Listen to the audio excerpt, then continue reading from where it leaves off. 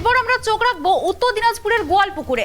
সেখানেও চলল গুলি। সেখানে গুলিতে বলি হলেন এক বিদায়ী প্রধান। তিনি গতবারে প্রধানের পদে জিতে তিনি পঞ্চায়েত সমিতিতে প্রধানের পদ সামলেছেন এবং উত্তর দিনাজপুরের গোয়ালপুকুরে তিনি এবারে পঞ্চায়েত নির্বাচনের সন্ত্রাসে বলি হলো আরেকটি প্রাণ। সকাল থেকেই আমরা দেখেছি নির্বাচনকে কেন্দ্র করে একাধিক প্রাণ গিয়েছে। আবারও উত্তর দিনাজপুরের গোয়ালপুকুরে সেই একই ঘটনা। সেখানে চলল গুলি, সেখানে ভোটের সন্ত্রাসে বলি হলো এক প্রাণ। তিনি গতবারের তিনি বিদায়ী প্রধান ছিলেন, এবারে পঞ্চায়েত নির্বাচনে প্রাণ হারাতে হলো তাকে। উত্তর দিনাজপুরের গোয়ালপুকুরে ঘটনা। সেখানে প্রকাশ্যে দিনের আলোতে চলল গুলি এবং চলে গেল আরেকটি প্রাণ। তিনি বিদায়ী প্রধান ছিলেন। ভাবে হয়েছিল ভেবরা ওয়ার্ডে, কবুতরখুবি ভেবরা ওয়ার্ডে, বিজয়ানন্দপুর অঞ্চলে আর চাকলিয়া ব্লক। ভালোভাবে সুস্থভাবে পড়ছিল। আমি এজেন্ট ছিলাম ভিতরে। কোন দলের এজেন্ট? আমি টিএমসির এজেন্ট ছিলাম। উনি টিএমসির সাংসা যে আছে ও তিনি টিএমসির প্রধান ছিল। ওনার বউ আগে প্রধান ছিল, ও প্রধান ছিল, মানুষের ভালো সেবা করছিল। কিন্তু ও বুথ থেকে আমাকে বললো, কাকা আপনি বসে থাকেন, আমি একটু বাইরে থেকে আসছি। বাইরে যে কী ঝামেলা হলো সেটা আমি বলতে পারছি না।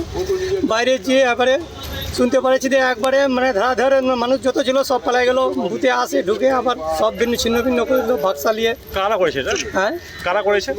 কারা? ওরা কংগ্রেসিরা করেছে।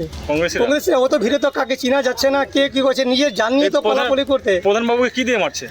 প্রধানবাবু দিয়ে কি দিয়ে আঘাত করেছে, কিন্তু ও মানে যে এখানে যে কাটা আছে, যে চাকু মেরেছে না কি মেরেছে, এদিকে কেটেছে ব্র্যান্ডের দিকে, রক্ত কম হয়নি।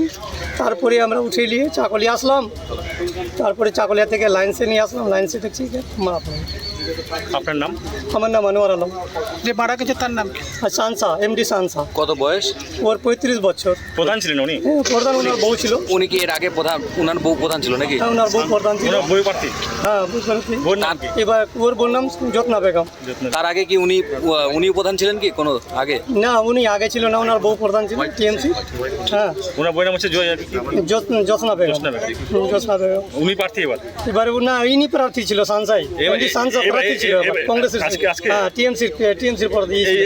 এই ভোটে প্রার্থী ছিল টিএমসির প্রার্থী।